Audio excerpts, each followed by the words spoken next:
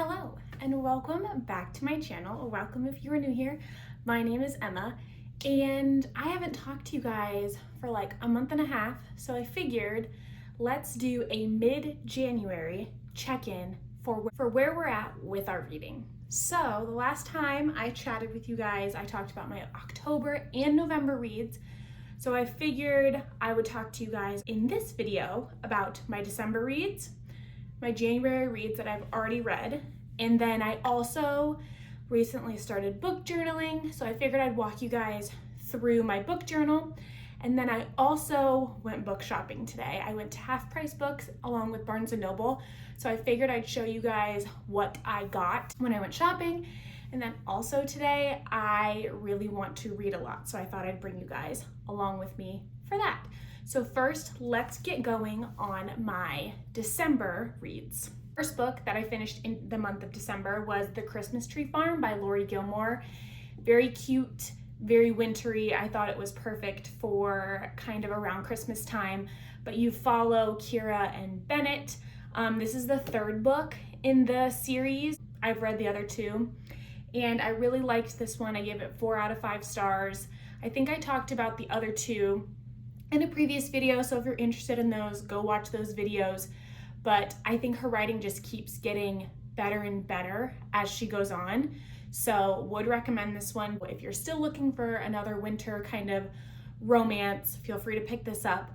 And then I really liked this one so much that I picked up the fourth book in the series, Strawberry Patch Pancake House.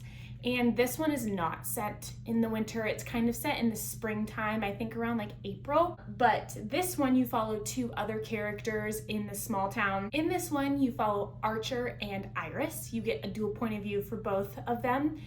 You get Iris kind of first a little bit in the Christmas Tree Farm, so it's kind of cool to get her perspective in this book. And basically, Archer comes to town because he found out that he has a daughter. And he has to take care of that daughter because the mother recently passed away. Now, he didn't know he had this daughter, so that's kind of a shock to him. And then moving to a small town is also just another shock. So you get to follow him and Iris and their kind of dynamic. And I gave this one 4 out of 5 stars as well. I thought it was really good. I was really intrigued. I wanted to keep reading it, so I would recommend. And then the last book that I read in December was a new release, actually. It was Good Spirit by B.K. Borison. I really enjoyed this one. I really enjoyed B.K. Borison in general. It's another romance, another winter romance, which I really enjoyed.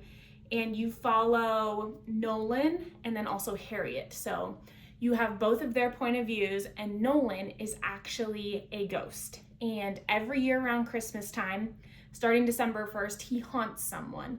So this is his job. He passed away, I want to say I think 70 or 80 years prior to where this takes place. But every December, he haunts someone. But he meets Harriet and they start investigating her memories, and something feels off. And they start to spend a lot of time with each other. They start liking each other. So as you can see where this might be going, I gave 4 out of 5 stars again. I really liked it. It just didn't knock me out of the park, but a good way to end off December. I think I finished this on December 31st. Now, moving on to January. So let's backtrack a little bit. My goal for 2026 is to read 30 books. In 2025, I read 32, so I feel like it's pretty achievable, and I would like to surpass that, obviously. First book that I read in 2026 was The 7-Year Slip by Ashley Poston. This book was really good. I think I gave it 4.25 out of 5 stars. Kept me hooked, kept me going. You follow Clementine, and her aunt recently passed away. They live in New York City, and her aunt left her apartment. So she gets her aunt's apartment. Her and her aunt were super close, and the apartment has a secret. It will take you back in time 7 years unexpectedly. That's why it's called The 7-Year Slip. So Clementine has been living at the apartment. Nothing has happened yet. And then one weekend she wakes up and there's a man in the apartment, and she has no idea who the man is. She is so confused. She doesn't know what's going on. and they try and figure each other out, and they spend basically the entire weekend together trying to figure this out because she knows that the apartment does this, but he does not understand. So you follow both their stories and how they intertwine. But I really enjoyed this book. I really enjoy Ashley Poston's writing. This is my second book by her. I would love to pick up a few more books of hers throughout this year, but this was a really good book to start with. The second book that I read was a Emily Henry novel, People We Meet on Vacation. The reason why I wanted to read this was because I wanted to watch the movie that came out on Netflix. So I think I gave this one also a 4 out of 5 stars. Basically, it's about these two friends that meet in college and realize that they are from close small towns near each other. And they kind of keep in touch, and they decide to go on a trip every summer. And you follow their stories. You get like a present and past timeline, and they are on one last vacation together, it seems. They didn't go on vacations for the past like 2 or 3 years because of something that happened. Get the present vacation also with the past vacation, and they're catching up. They're learning more about each other's lives. I really like Emily Henry's writing. I was a little disappointed with the twist at the end. It just didn't seem big enough for me, and it seemed very predictable. But I still liked the book. I finished it, I want to say, in like less than a week. So it's a very fast-paced read. And then along the theme of Emily Henry, the next book that I picked up was Great Big Beautiful Life. This was her new release in 2025. I got this as a Christmas gift, actually. So I went ahead and read this. I read this so fast. The beginning was a tad slow, but Alice and Hayden, and they are both writers, and they are commissioned by this very famous lady. Her name is Margaret Ives, and they are both commissioned to come, and they want to write her story and tell her story and write it in a biography. And they both stay for a month, and whoever does the best pitch at the end wins. And you can probably guess what happens between Alice and Hayden. They start hanging out, they start being honest with each other, and their friendship, romance kind of blossoms.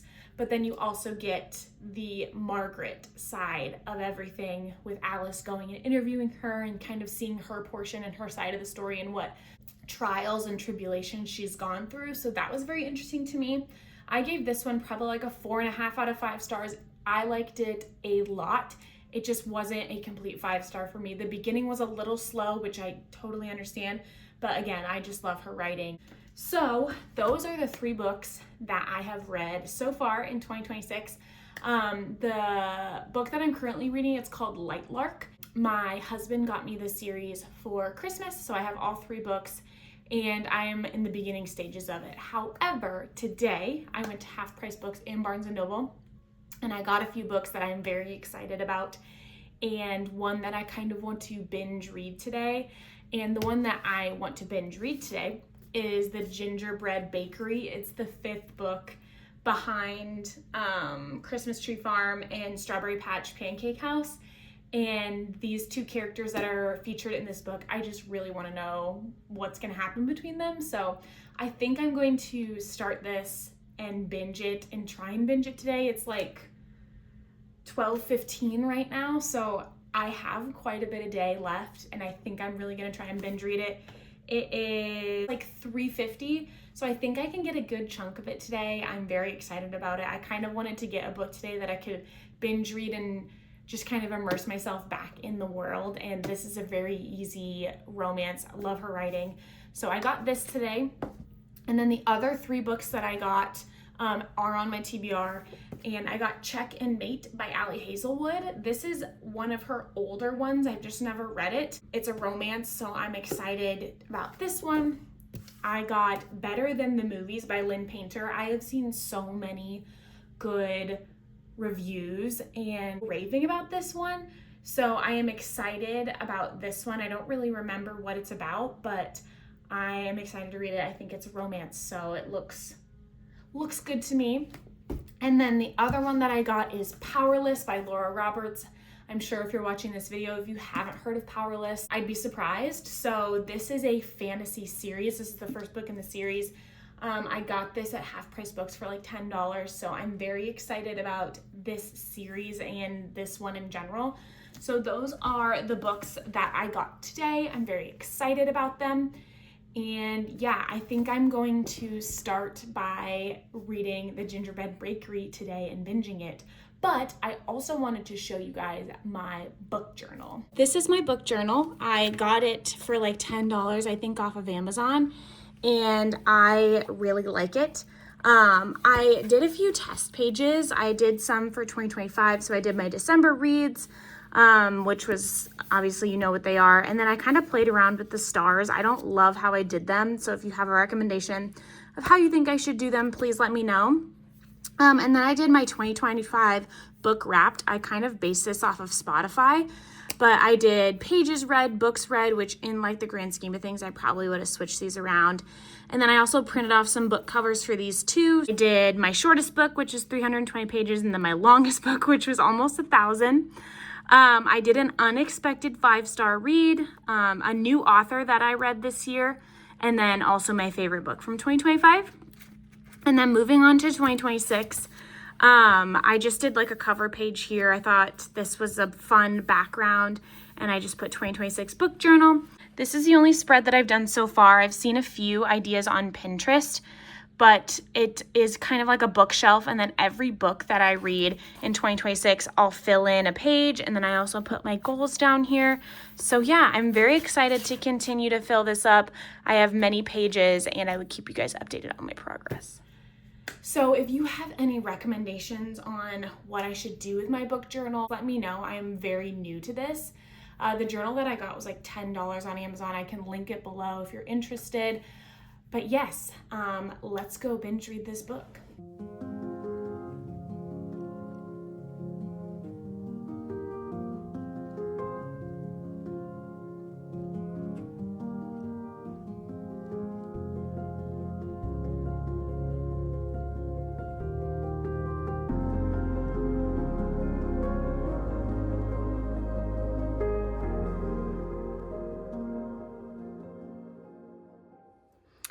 I am about 115 pages into The Gingerbread Bakery. I've been reading for probably, I would say about an hour and a half. So I'm gonna take a little break and go make our bed. I was washing our bedding. So I'm gonna go do that and then probably come back down here and read a bit more, but I am really liking it so far. I had a feeling that I would. I really like her writing, and I really like these two character storylines together and figuring out all the stuff, so.